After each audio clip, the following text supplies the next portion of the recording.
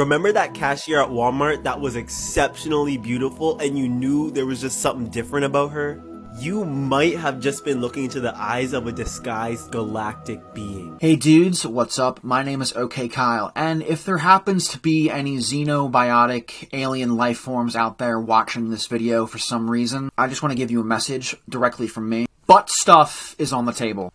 Use me like a sock puppet or for your weird science experiments to understand human physiology. I just don't care anymore.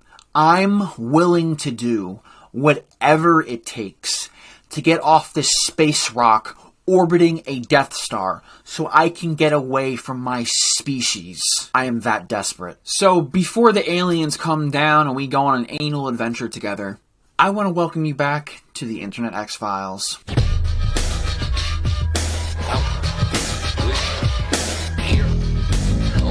Now, if you haven't already guessed, the subject of today's video is about aliens, but not aliens in general. No, we're going to be looking at a dude by the name of King Cassius on TikTok who has definitive proof of alien existence. He's out here on TikTok trying to expose the truth, trying to show us sheep. Aliens are among us. I mean, don't you know that lizard people have been doing experiments on both people and animals since the late Cretaceous period?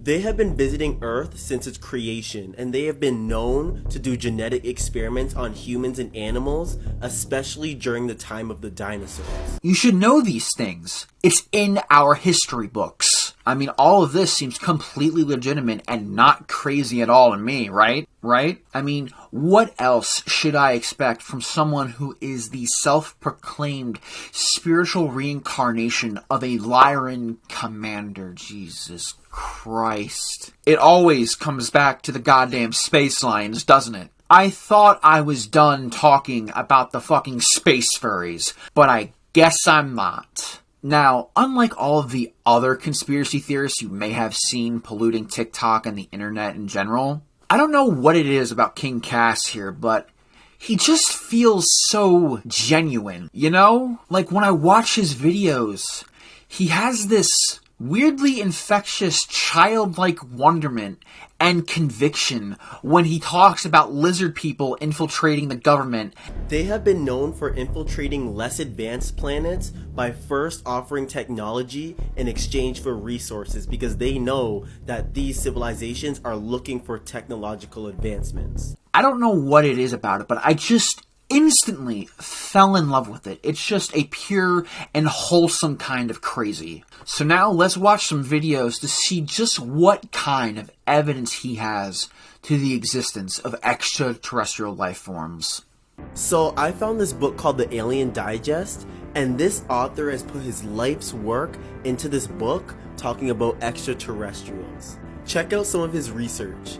Real fast, how exactly does one become a UFO researcher? How can you study something that has no recorded evidence whatsoever, and the only credible source of information you can find is some Randy Quaid-looking motherfucker from Independence Day? Like, that's like saying you're an astronaut who doesn't believe in gravity. Saying that you're a UFO researcher is like bragging that you're an Uber driver or like a high school gym teacher. I'm pretty sure everyone's qualified for those jobs. Like, what qualifications do you need to be a UFO expert? Like, what? What credible university do you have to go to get a degree in ufology?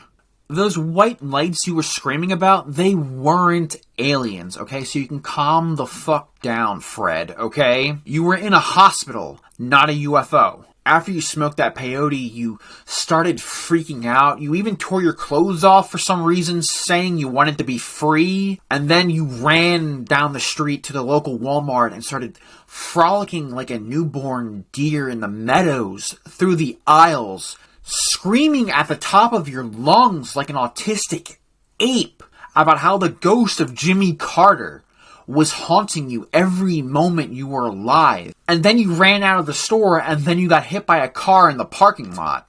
It says right here, most abductions are said to be performed by aliens that range from 3 feet to 9 feet tall. Is that all it takes for someone to believe in anything? If you say it's real or it happened, therefore it must be true. Okay, so if we're going to be using this logic, I guess when James Cameron was writing the script for Avatar, one day when he was sitting in his house, 9-foot tall blue rabbit people visited him and told him about their vast, complex alien civilizations in the fucking woods. And because it's on film, therefore it's true, because that's how things work nowadays, I guess. Fun fact, did you guys know that this scene from Avatar is actually based off of real life knowledge about extraterrestrials?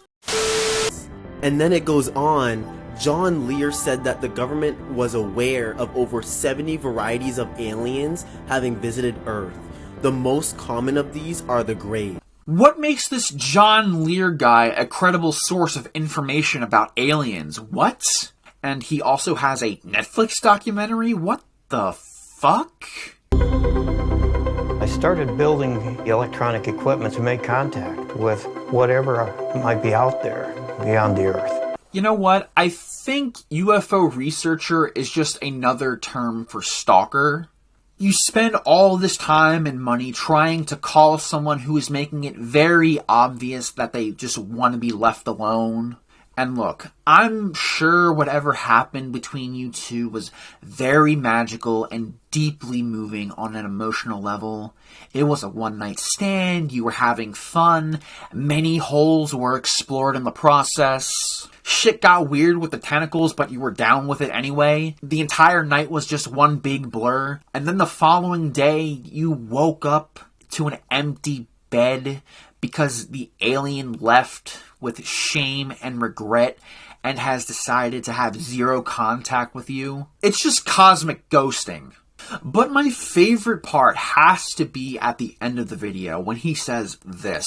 This is a 30-page book that usually costs $10, but I got you, so I put both of them in a $3 bundle with a free CIA document as well. But wait, that's not all. When you order one book, King Cass will also throw in an extra offer of a free CIA document. FBI raids aren't guaranteed and warrants may apply. Have you ever wondered what an alien civilization looks like? Today, we're going to look at a Nordic civilization as an example and break it down. Let's go. Space Vikings. Space Vikings. Oh my god. Alice, I'm getting pretty tired of going down these goddamn rabbit holes with you every time we go on fucking TikTok. So then King Cass goes on to explain just how this Space Viking civilization works, because I guess he wanted to direct the new Thor film, but Disney wasn't answering any of his calls. I mean, we've got the typical sci-fi bullshit going on here. They speak telepathically. What's cool about this civilization is that they all speak telepathically. They get jobs based on their talents, like every dystopian YA novel written in the past decade. Everyone has a job that best suits their strengths to better the civilization, which includes ones like traveling to other planets, incarnating on other planets, etc. They also use 100% of their brain capacity. Everybody here uses 100% of their brain capacity, which means things like astral projection, remote viewing, psychic abilities, and telepathy are all completely normal. Yeah, I've seen what happens when you unlock 100% of your brain functionality. Yeah, you become a black sludge, then you E.T. touch a nascent CGI monkey man after time traveling thousands of years into the past, then you become the universe. You become a literal galaxy brain. If these space Vikings use 100% of their brain, they sound like the most pretentious, pompous, condescending space assholes that exist. I'm gonna bet my right testicle that these space Vikings are also the kind of people who use the terms lesser life forms and primitives in sentences when describing other unadvanced civilizations. I feel like this is what happens to every failed sci-fi writer. You either become crazy or you become crazy and turn your fiction into a new religion. It's like if George Lucas went insane after Star Wars failed to become the cultural phenomena that it is today. So then afterwards, he starts a new religious movement called Misaology. And yes, It's exactly what it sounds like. It's a religion where you worship this weird catfish dinosaur lizard looking motherfucker. Every week you get on your hands and knees and pray at the altar of Jar Jar Binks, thanking him for saving mankind from its almost destruction 2,000 years ago. This is how extraterrestrials see Earth. You know what? Yeah. Now I'm curious. I have always wondered the alien perspective of Earth, how they see us as a planet. You know what? Let's find out. Earth is a restricted planet in our universe. You know what? It's nice to finally learn that Earth is basically the Florida of the entire known galaxy. I mean, honestly, that's just an embarrassing revelation to finally learn about. I mean, what happened? What did we do as a planet to warrant such disdain from the galactic community? Why are we labeled as a restricted planet? Who did we kill on the side of the road? There has to be something else. Did we say something that offended these celestial observers years ago? Or was it just after years of watching humans do stupid shit constantly that they finally reached their boiling point?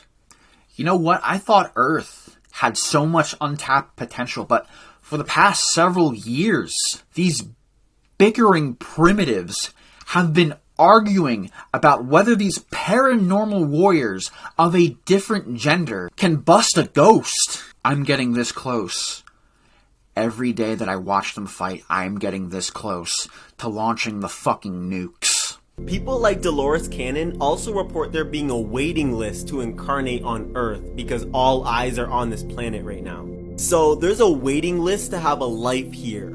Wait, I thought Earth was this restricted third world hellhole. What, oh my god, your logic is going at ludicrous speed here. What is going on? Now suddenly there's a waiting list for these celestial bodies to incarnate on Earth? Souls incarnate here because they get to experience duality and they get to learn lessons here that they can't anywhere else in the universe. What could we possibly teach these sentient life forms that they already don't know? Hey guys, thanks for coming to Earth. So, you ready to learn how to do a Fortnite dance? I mean, what else can I say other than these videos that I've presented are not evident of alien life forms on Earth? I mean, it's just fucking insanity. So with that being said, I will see you guys in the next video. Adios, my dudes.